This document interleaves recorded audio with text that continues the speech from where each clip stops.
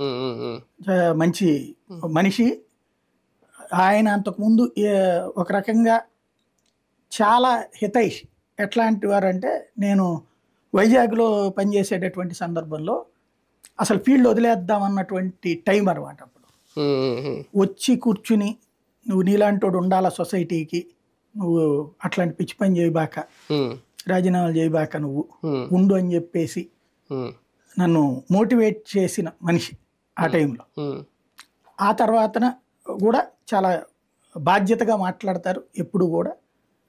నాకు తెలిసి రాజకీయాలు అంటని రాజకీయ పార్టీ జర్నలిస్ట్ ఆయన. ఓకే. హ్మ్. ఎక్కడ మీరు చూడండి, ఏ రోజున కాంట్రవర్సీ కనిపించలేదు ఆయన. అవునవును. హ్మ్.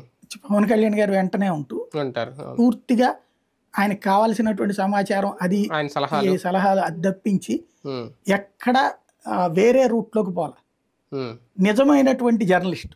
హ్మ్. హ్మ్. ఇప్పుడు ఆయన మా టీవీకి చేశారు. అవునవును. మా టీవీకి స్టేట్ హెడ్గా చేసినప్పుడు మంచి వార్తలకి అప్పుడు పోటీగా ఉన్నటువంటి సందర్భంలో మంచి సిస్టమ్ని తయారు చేసుకొచ్చాను. హ్మ్. తర్వాత సిబిఆర్కి చేసిన హ్మ్. అంతా ఒక సిస్టమేటిక్గా వెళ్ళే క్యారెక్టర్ ఆయన. హ్మ్. ఇంకోటి నాన్ కాంట్రవర్షియల్. ఊరికూరికినే అందరి రాజకీయాల్లో దూరిపోయి హ్మ్. ఒకళ్ళనొకళ్ళని నాశనం చేసే మెంటాలిటీ కాదు. హ్మ్. వీలైతే మనం ఓ ముద్ద పెడదాం, అదే. లేదంటే సైడ్ వెళ్ళిపోదాం. హ్మ్. అంతేగాని ఏదేదో కెలకాలి అనే తత్వం ఉన్నటువంటి మనిషి కాదు. హ్మ్. అవును. అలాంటి మనిషికి రావడం అనేది మంచి పరిణామం.